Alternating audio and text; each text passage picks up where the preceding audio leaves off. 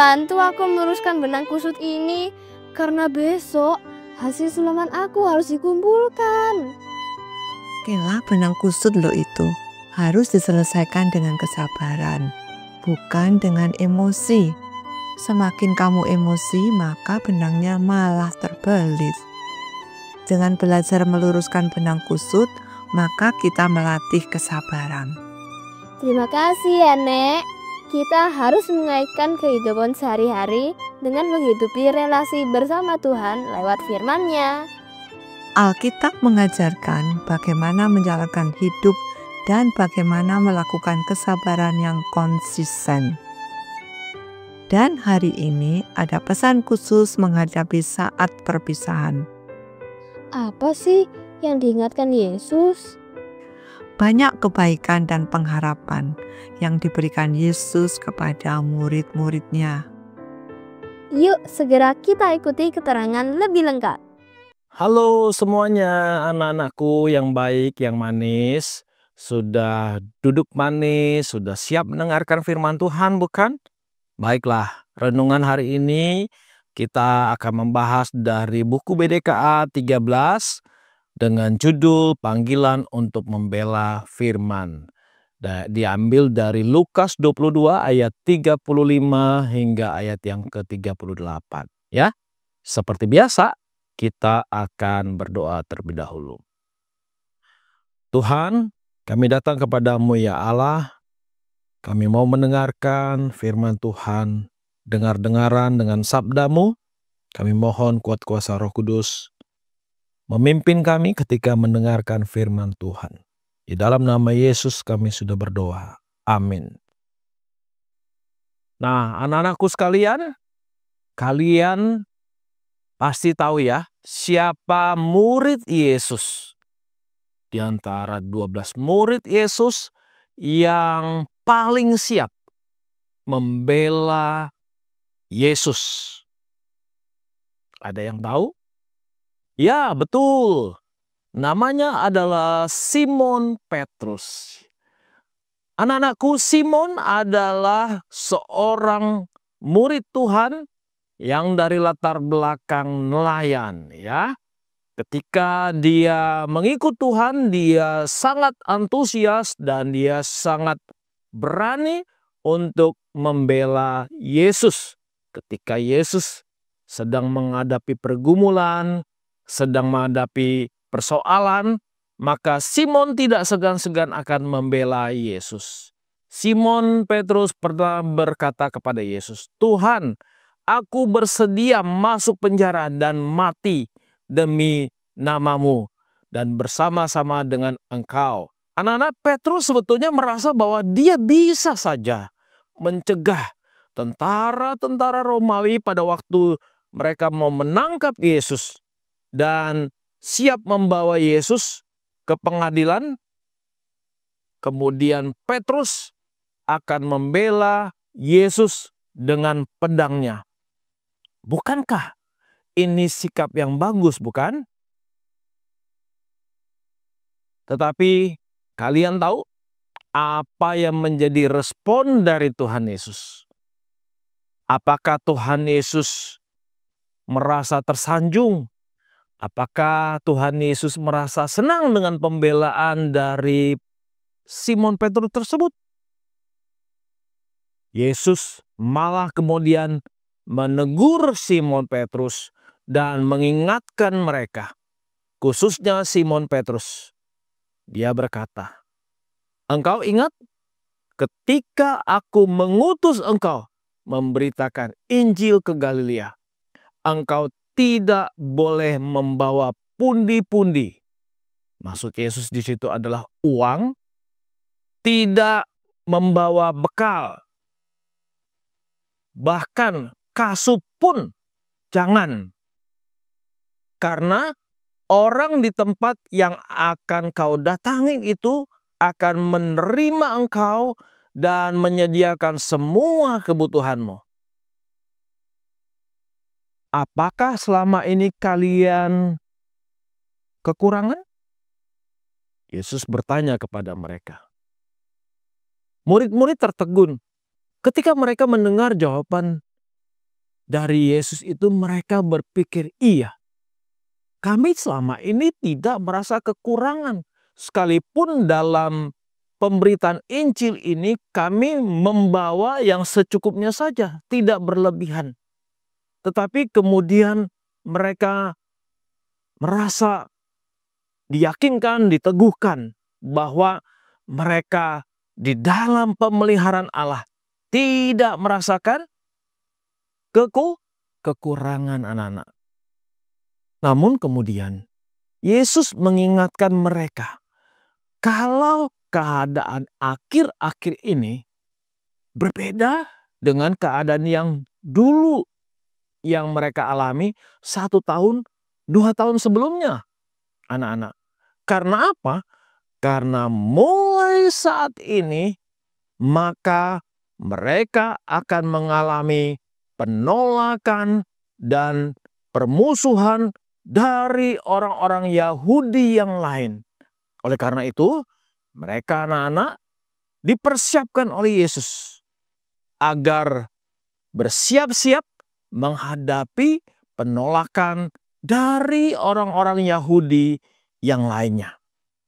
Mereka sekarang justru dinasehatkan oleh Tuhan Yesus bahwa mereka harus membawa uang, membawa bekal, bahkan kalau perlu membawa pedang dikala mereka membutuhkannya. Tuhan Yesus ingin mereka mempersiapkan diri menjelang hari-hari terakhir bersama dengan Tuhan Yesus.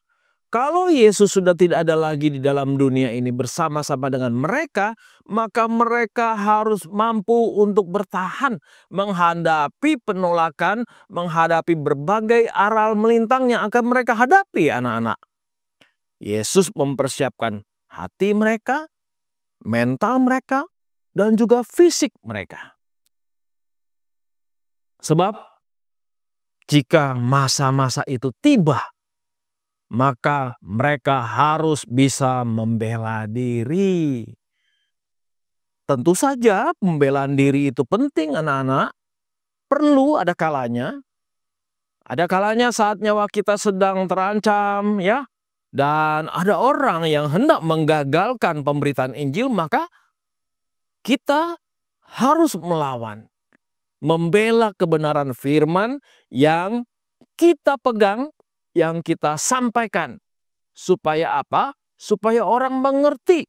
Membela di sini bukan berarti kita melawan mereka dengan cara yang keras. Tidak, tetapi membela di sini harus memiliki satu kemampuan untuk menjelaskan berita Injil kepada orang-orang. Melawan di sini dalam arti membela dengan sifat yang suci, sifat yang adil. Kalian tahu bahwa salah seorang rasul di dalam perjanjian baru, yaitu Rasul Paulus, ketika dia hendak dibawa ke pengadilan Romawi karena dia ditangkap, lalu kepadanya dituduhkan memberikan pengaruh kepada orang banyak. Lalu dia akan disidang, diadili. Tetapi dia menuntut, dia melawan dengan keras, meminta agar ia dibebaskan. Meminta agar kalaupun dia diadili, maka ia harus diadili sebagai warga negara Romawi.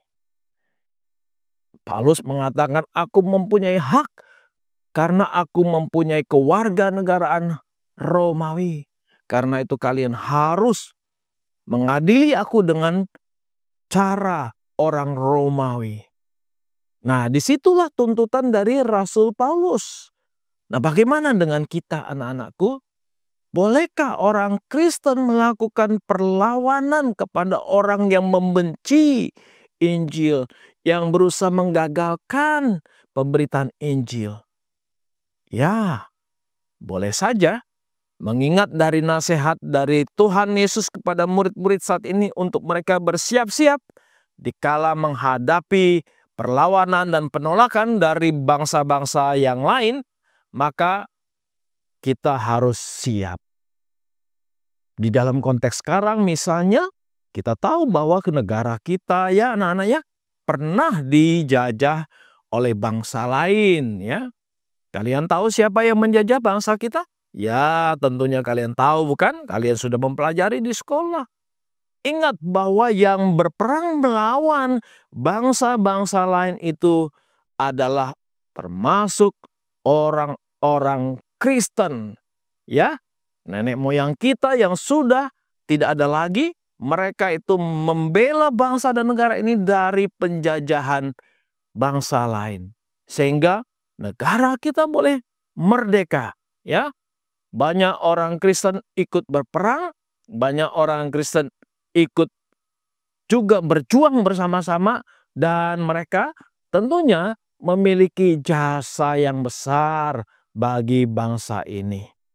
Nah, pelajaran hari ini mengajarkan kepada kita bahwa kadangkala kita harus membela kebenaran. Ya, Tuhan tidak perlu kita bela, tetapi jikalau memerlukan keadaannya, maka kita harus membela pemberitaan Injil itu sendiri. Mari kita bersatu di dalam doa.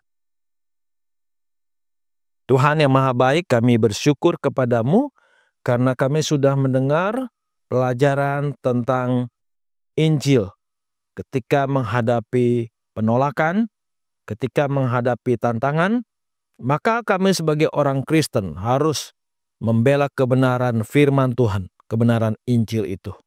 Jikalau ada orang yang mau menyelewengkan, maka kami siap Tuhan untuk mempertahankan berita Injil sebagai kebenaran dalam hidup kami. Terima kasih ya Bapa. Inilah doa kami. Di dalam nama Yesus kami sudah berdoa. Amin.